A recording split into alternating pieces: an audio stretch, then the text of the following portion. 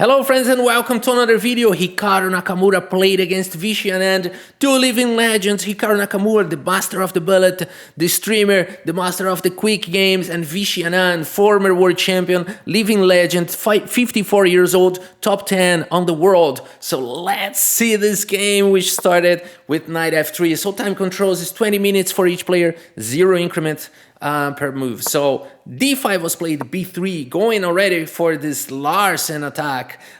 We do have c5 going for the center, e3, a6. Bishop develops to the long diagonal, knight comes to the game, and d4 already strikes the center.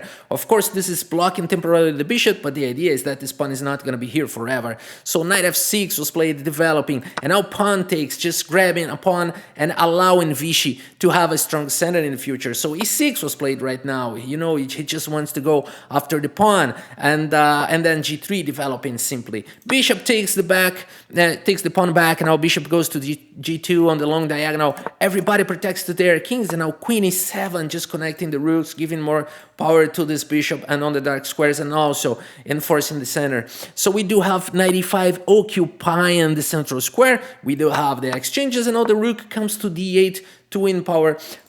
This pawn push in the future, maybe. So knight d2 was played, and now b5. Vichy goes and get more space. Maybe he wants to develop the bishop to b7, the rook to c8. Let's see how he goes. c4, bishop goes to b7, and now we have queen to e2 connecting the rooks, and we go for the mid game now.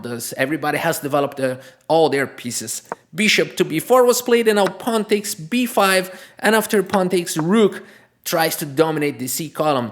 Bishop a3, not allowing the rook to stay there, and rook goes to c7. Look at this scary position. Hikaru Nakamura is attacking two pieces. Can Viswanathan defend that? Of course he can. He was prepared for that. Rook d7, the only move. And now we do have the rook going back to c2. So Hikaru wants to keep the pieces over the board. He don't want to go for exchanges. He's playing for the win. Bishop a6 was played. You know, it's annoying to be there. So Hikaru Nakamura doesn't care. He plays rook to d1. b4 was played. Now the queen is attacked and go to e1. So it looks like Hikaru is retreating a little bit. And the bishop goes to d3. What a sequence by Viswanathan and Anand. Rook goes to c6, and now rook from d to d8. The computer doesn't like this move, but it's not like it loses right away, or the position is pretty much balanced.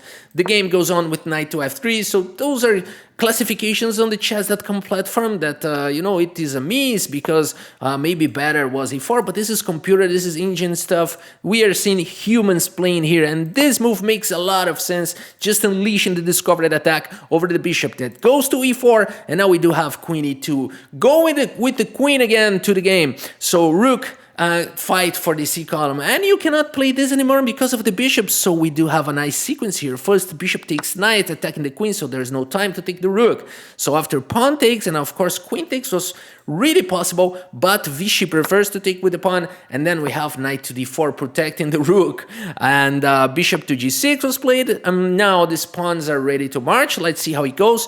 e4 by Hikaru, striking the center. Pawn takes, and now bishop takes, and rook to d8, another move that the computer doesn't like too much. It prefers queen f8, but oh, it's not something you know. You take a look at the position and you say, oh, you don't have to play rook d8 here. Much better was queen f8. This is computer stuff, guys. Don't worry about that. When there's a human problem, we will talk about it. Bishop takes and pawn takes, and the game goes on. Rook goes back to c2. Queen d6, putting pressure on the d column, and now rook from d to d2. You know, everybody here is protected. Rook from a to c8, and yeah, here we can say that maybe trying to exchange the queens was a good thing for Vichy.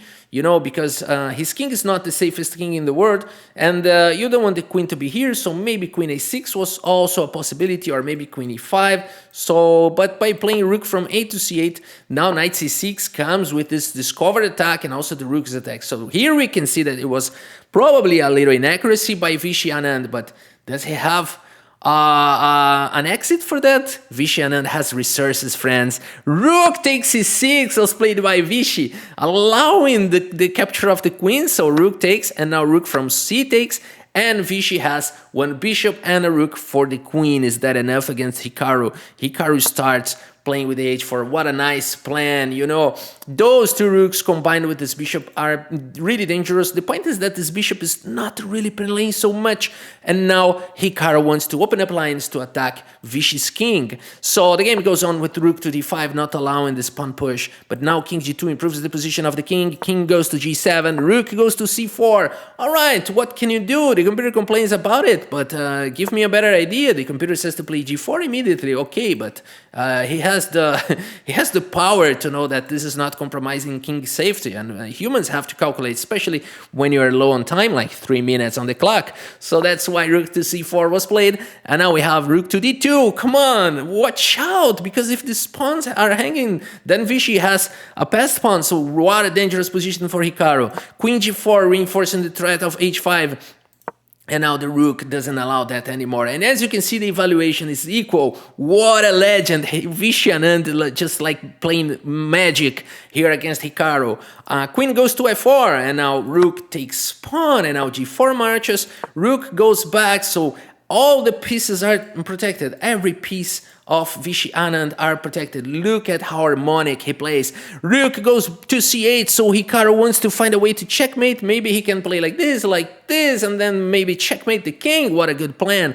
So Vishy is not gonna allow that. Rook from 2 to d4. The queen goes to b8, but now this pawn is falling apart. Wow, what a reaction from Vishy. So king h3 and now f5, the only move in the position. Every other move was not good, so you need to give room for your king, otherwise he's getting mated, and also you need to protect the rook. So only move was played, and now f3. Now the rook is attacked and goes back, and h5 tries to open up lines, pawn takes, and now queen to g3 by Hikaru.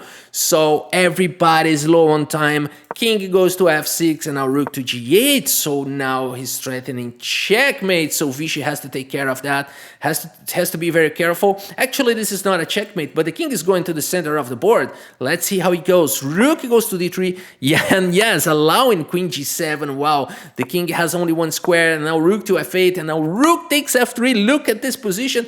This pawn is hanging, but now this king is under attack, so king g2 was played, and now this rook is attacked, and this pawn is attacked, and rook takes b3. Look at Vishy cleaned up all of Hikaru's pawns. This is amazing, and already the computer says, well, it's still equal, but probably easier to play as black. I don't know about the computer evaluation. It's also, for me, seems hard to play with the king in the center, but being with so many pawns, it's definitely a difficult position to evaluate. So the game goes on with rook takes, and now the king tries to escape. The rook takes, and king goes to c6. And now, you know what? The only option Hikaru has is like giving forever checks, because otherwise Vishy can win this.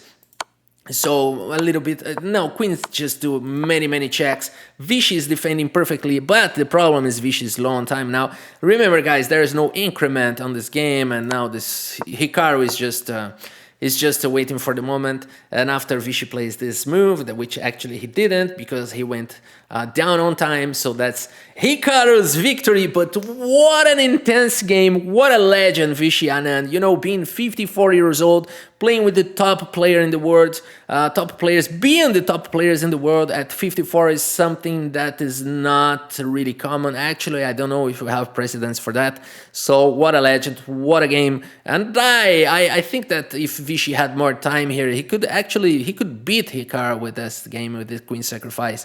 So a beautiful game from Vishy Anand. Very nice game, very well played from Hikaru. He certainly deserved the victory, so he played faster, he won. And that's it, guys. That's it for today. I hope you have enjoyed this video. Thank you so much for your audience, and see you next time.